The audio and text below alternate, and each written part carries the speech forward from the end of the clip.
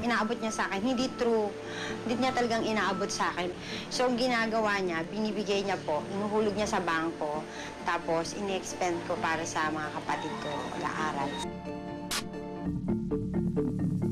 Kami, Kuwangko, itinuturing na pinakabata sa Baywalk Buddies. Kaya siguro, kahit kiss, wala pa siya galing sa kanyang sugar daddy. Si Kameko Huangco ang pinakabatang miyembro ng Baywalk Buddies. Pero sa murang edad na 18, pinasok na niya ang magulong pakikipagrelasyon sa isang pamilyadong tao. May sabit. Medyo old na rin. Not really matanda, pero medyo. Parang mga 40, ganun. Hindi naman yung kilalang popular na popular. Parang nag-golf-golf. May rango sa golf. Every time na magkikita lang kami, bigyan niya ako ng pera.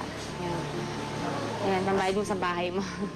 Sa maniwala kayo o hindi, hanggang ngayon daw ay hindi humihingi ng kapalit ang kanyang karelasyon sa lahat ng tulong na binibigay nito kay Kame. Wala pa nangyari. Wala pa nangyari? Wala pa nangyari. Pero kasi sinasabi ko nga sa kanya, ano ba, wala bang mangyayari?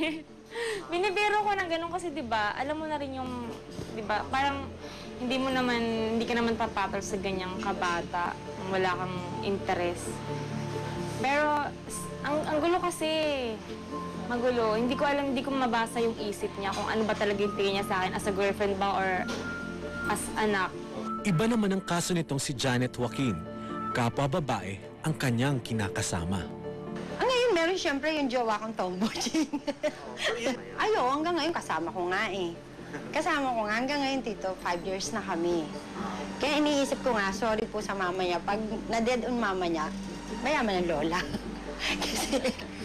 Kasi ang dami nilang apartment, sobra, grabe talaga. Daming apartment, daming negosyo. Pero kahit may karelasyon na si Janet, hindi pa rin daw mawawala ang mga lalaking umaaligid sa kanya. Lahat po kasi alam niya na eh. Like, pag may nanliligaw sa akin mga mayor, mga ganon, pinapaalam ko po. Hindi, minsan nga siya pa yung nagbabasa ng text eh. Siya pa nagre-reply ng text eh.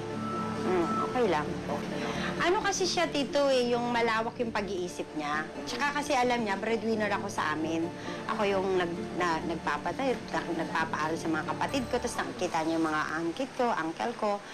So, nakikita niya talaga yung hirap. Eh, ayaw naman niya na sa ngayon kasi, wala pa siyang, tumutulong siya pero hindi gano'n na katulad ng mga papa, di ba? Na may tutulong talaga sa'yo. So, tumutulong siya pero hindi gano'n. Kung hindi gano'n na naibibigay ng iba, di ba? Ng mga papa na sobra talaga, kung magbigay sa'yo, bibigyan ka ng 100,000.